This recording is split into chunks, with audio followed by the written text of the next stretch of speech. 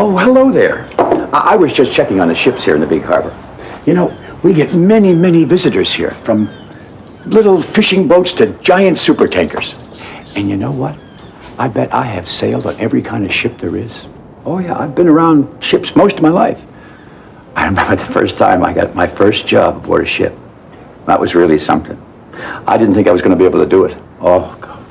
Long hours and hard work, not to mention trying to stay standing with the waves rolling this way and that way. Oh, but I did. And you know what? Before I knew it, I had spent many happy years at sea. I remember when Theodore got his first job here in the big harbor. It was when he pulled his first ship. You know, he didn't think he was going to be able to do it either. It seemed like Theodore and Hank were always thinking about the day when they'd be able to go to the wide open ocean, beyond the harbor. That's when they'd have their own wonderful V words in bright golden letters, just like Emily the Vigorous, or George the Valiant, or Foduck the Vigilant. And of course, they were also thinking about what their V words might be. Theodore liked valuable, or even very valuable. Hank preferred volcano. Theodore knew it could be a while before either of them had learned enough to be given their own V words. After all, the most important step before being awarded a V was knowing how to pull a ship. Theodore had pulled barges before, and they'd both done practice pulls with Emily, but neither of them had ever pulled any real ships by themselves. It was time for the morning meeting, but none of the other tugs were there.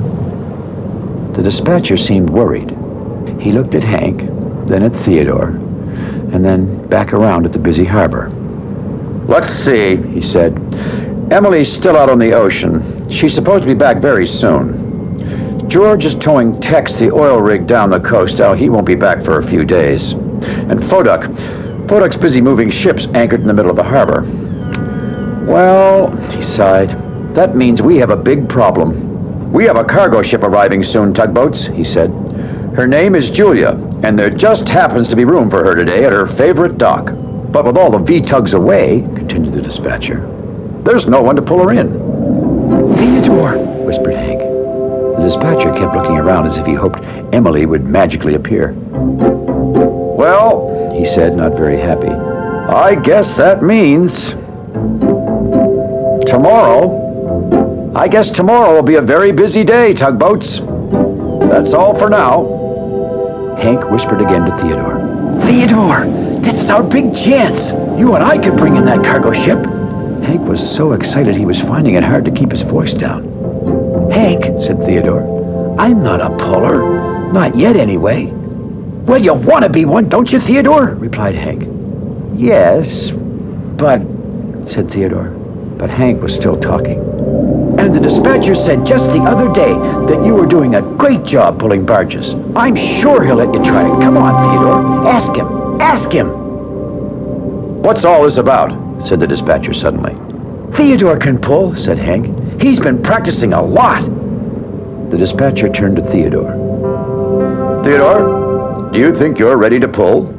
"Oh my," thought Theodore. "What's Hank started this time?" So, almost before he knew what had happened, there was Theodore, sailing out to the mouth of the harbor with Hank.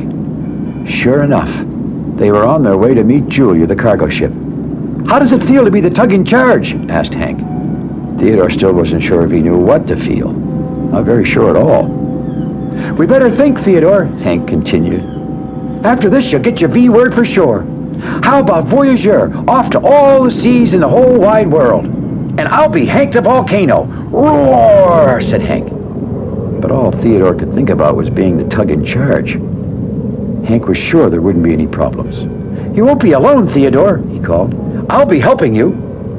Well, for some reason, this made Theodore feel even less sure about the whole thing. "Hank, you forgot to tuck in your anchor again," he said. "That's what Emily and Foduck are always saying," said Hank. "See, Theodore, you're already a great tug in charge." Well, Theodore couldn't help smiling at his friend. Hank just wouldn't give up, would he? "Well," said Theodore, "I guess I should at least try." Maybe it'll be okay. I hope. So off they went again. And again they started thinking of V words. Volcano, Voyager. They knew that this would turn out to be quite a day. The day that Theodore Tugboat would pull his first ship. Soon Theodore and Hank had arrived at the mouth of the harbor, close to the mighty ocean. Julia, the cargo ship, was just arriving. She looked very big. Very, very big. She also looked unfriendly. All of a sudden, Theodore's doubts returned. The huge ship just stared down at him. Hello, said Theodore. How do you do? Julia didn't answer. Theodore tried again. My name is Theodore, and this is my good friend Hank. We're here to take you to your favorite dock. Theodore couldn't think of anything else to say, so he just waited. Finally, Julia said, Fine. Pushers go to the back. Hank and Theodore looked at each other, and then at Julia again. Oh, thank you, Julia, said Theodore, who always tried to be very polite. But I'm your puller today. Well, Julia was not impressed. She thought Theodore was just a little tug. I've pulled before, said Theodore, trying to make Julia feel better. And what have you pulled before? Asked Julia. Barges, mostly, replied Theodore. Now, Julia wasn't sure that Theodore could be a puller, but she knew it was important to get the fresh vegetables she was carrying unloaded. And after all, it was her favorite dock that was open today. She looked way down again at the two tugboats. Well, I suppose I'll have to at least let you two try. Hooray! Shouted Hank. But I hope you won't make any mistakes, or I'll have to complain. Oh, yes, I understand, said Theodore bravely. But inside, he knew that if Julia complained, it was sure to hurt his chances of being given his V word and being able to go out on the ocean. Let's get to work, Theodore, called Hank. I'm waiting, said Julia. Theodore started off back into the big harbor. He found he really did like how you could see everything when you were up in front. And he felt very important, leading such a big cargo ship into the big harbor. He even gave a little toot-toot to Hank, just like the tug in charge does to signal, all clear, carry on. Just then, Pearl the pilot boat arrived to help guide the ship safely to the busiest part of the harbor.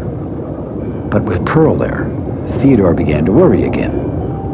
He wanted to make sure he did everything just right, and the pilot boats always watched very carefully. After all, that's their job. Well, Theodore, said Pearl, your first pull, is it? Oh, yes, ma'am, answered Theodore. Will you arrive on time? Asked Pearl. Theodore looked around. Hank was in position. Well, everything's fine, I guess. We'll be there in no time, he said. Pearl went to check on Hank. Willie's Island in the middle of the harbor was just coming into view. You'd better start turning, Julia said to Theodore. The turn, the time, being the tug in charge, there's just so much to remember, Theodore thought. Theodore was getting closer and closer to Willie's Island. Turn, said Julia again. But this wasn't the way Theodore had practiced with Emily. They always turned a little closer to the island. That was because sometimes other ships were coming around the other way. Theodore knew he had to give them lots of room. Careful, Theodore, careful, said Pearl. But now, Theodore wasn't sure what he should do. Maybe the others were right. After all, it was only his first pull. The island was getting closer and closer. Theodore knew that Julia would be upset with him for not turning when she wanted him to. But then he remembered. He was the tug in charge. Suddenly, Theodore knew what he had to do. He continued on. Julia was so worried she couldn't say anything. Then, at just the right moment, Theodore gave one quick toot to Hank. That was the signal to turn now. The two tugs began to swing around the island. Much too close, thought Julia. Just as they were rounding the bend, there was a ship heading towards them. Theodore tooted again. "Stop turning!" And Hank tooted 2 times back to say yes. Well, it's a very good thing Theodore had waited to turn just when he did. The 2 ships passed with just enough room to be safe. If he had turned any sooner, there might have been a terrible collision. Julia was silent. "She must be wishing that Emily was here instead of me," thought Theodore sadly, and he moved on. As they went farther and farther, Theodore became sadder and sadder. By now, he was sure he'd never get to be a puller again. "That's Emily tooting," thought Theodore. "She must be back from her trip. Now she could take over." Oh, that made Theodore feel much better. He looked up at Julia. "You know, for a moment back there," Julia said, "I thought all my vegetables might become a tossed salad. But you did turn at just the right time after all. You're doing well." "I am?" asked Theodore. Suddenly he wasn't so happy about Emily returning. He was just beginning to think he could finish the pulling job. "Hi, Theodore," said Emily. "When did you get to be a puller?" she asked. Just now. I mean, today," Theodore said quietly. He was trying not to let Julia hear him. So he whispered to Emily, "It's because there were no V-tugs around. I guess now that you're here, you should be the tug in charge." "I think this tugboat is doing a fine job of pulling," said Julia. Well, Emily was very happy for her good friend Theodore. "Of course he is," she said. "Do you think this will mean I can be a V-tug, Emily?" he asked. "Someday," laughed Emily, and off she went.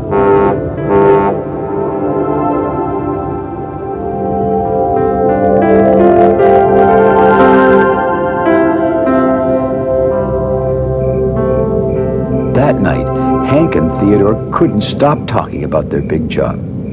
"And Julia's cargo was very important," Hank was saying. "She was carrying carrots and lettuce and bags of broccoli." "You know, Theodore," interrupted Emily, "if you were to get your V word for your job today, I know just what word it would be." "What?" asked Theodore. He knew Emily always could think of such great words. "Theodore the vegetable," laughed Emily. Well, all the other tugs laughed too, and one by one they went off to sleep.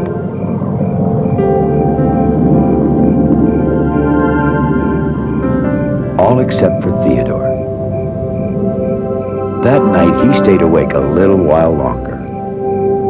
He couldn't stop thinking about the next time he'd be the tug in charge here in the big harbor. Now, Theodore didn't get his V word for that assignment. Just one small first step for him. The same as me learning to stay standing when the waves are rolling back and forth was a first step for me. It's called getting your sea legs. You learn to move back and forth with the ocean. But once you've got your sea legs, you feel like you can do anything. Well, almost anything. Whoa!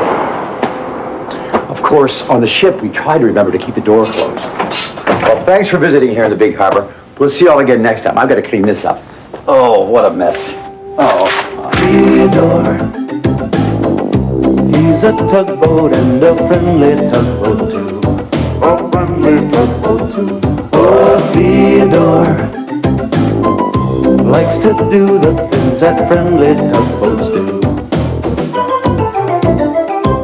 Pushing and a pulling in the great big harbor, in the great big world is so much fun. So many brand new things to discover. Waking with the sun, gotta get the job done. Oh, Theodore.